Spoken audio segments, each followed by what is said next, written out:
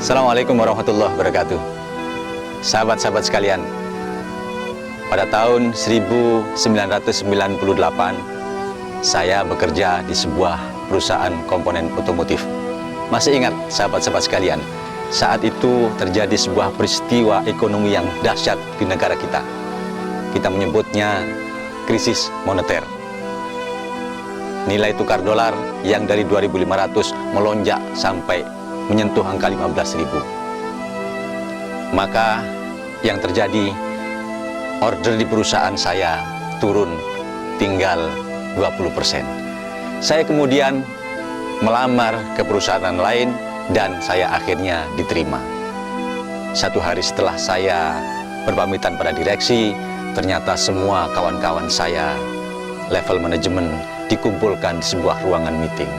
Intinya, perusahaan kami, tempat saya bekerja saat itu, mau ditutup.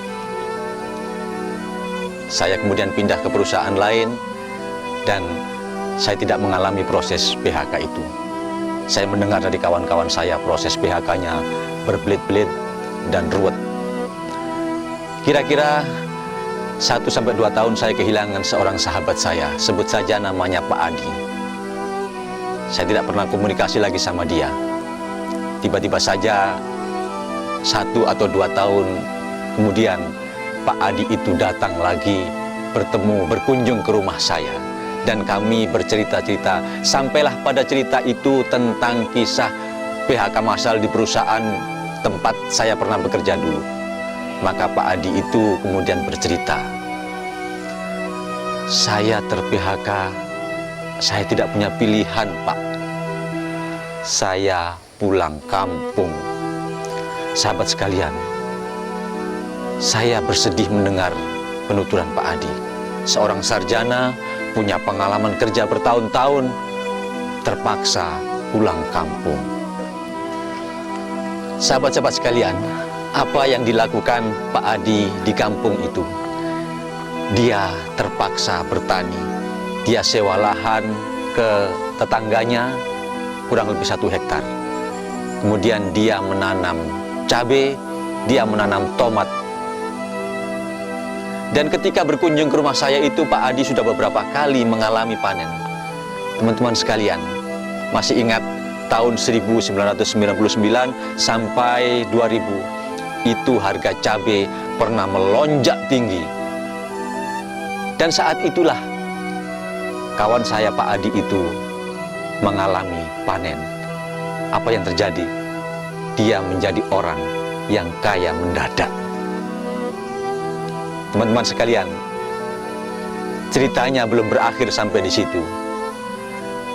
Sekarang ini kegiatan Pak Adi ketika mengunjungi saya itu, saya bertanya, apa yang Pak Adi kerjakan datang ke Jakarta ini? Ternyata beliau datang ke Jakarta untuk mencari mobil second. Mobil itu dibeli, dibalik nama dan dibawa pulang ke kampung halamannya. Iseng kemudian saya bertanya kepada sahabat itu, Pak Adi, berapa keuntungan dari 1 mobil yang bisa Bapak jual itu? Pak Adi pertamanya tidak mau membukanya, karena saya paksa. Kemudian dia berkata dengan terus terang, keuntungan 1 mobil itu, Pak, kira-kira 2-3 kali gaji saya ketika masih jadi karyawan. Subhanallah.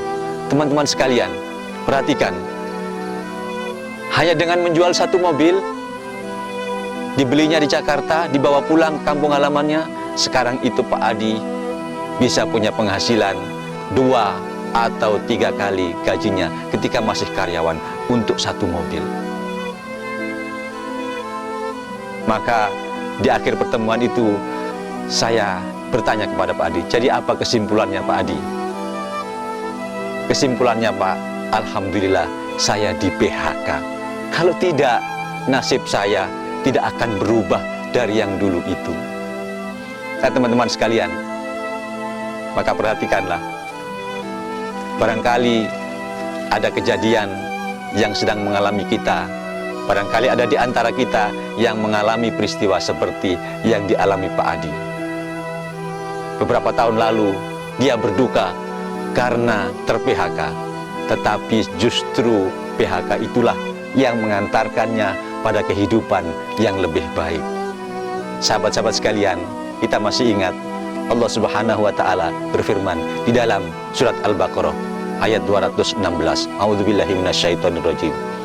Wa asa an takrahu syai'an wa huwa khairul lakum wa asa an tuhibbu syai'an wa huwa syarrul lakum wallahu ya'lamu wa antum la ta'lamun. Boleh jadi kalian membenci sesuatu, tapi sesuatu itu baik bagi kalian. Dan boleh jadi pula kalian menyukai sesuatu, tetapi sesuatu itu buruk bagi kalian. Wallahu ya'lamu wa antum la ta'lamun. Allah mengetahui, kalian tidak tahu. Maka teman-teman sekalian, sahabat sekalian, kita semuanya sangat mungkin mengalami peristiwa yang menyesakkan dada kita, yang membuat kita bersedih. Sahabat sekalian, maka percaya sama Allah Subhanahu wa taala. Allah yang menyampaikan itu. Wallahu ya'lamu wa antum la ta'lamun. Allah mengetahui, kalian tidak tahu. Maka kalau ada di antara kita yang hari ini sedang berduka karena ada peristiwa yang tidak diinginkan datang menyapa kita, ada kesedihan, ada derita yang sedang menyapa kita, percayalah sama Allah Subhanahu wa taala. Itu tanda Allah sedang berkehendak baik kepada kita. Allah hendak mendatangkan kebaikan-kebaikan yang lain kepada kita. Selamat menunggu datangnya kebaikan itu sampai bertemu di dermaga kebahagiaan yang sebentar lagi akan Anda temui. Mudah-mudahan kebahagiaan, kesuksesan menyertai sahabat sekalian. Assalamualaikum warahmatullahi wabarakatuh.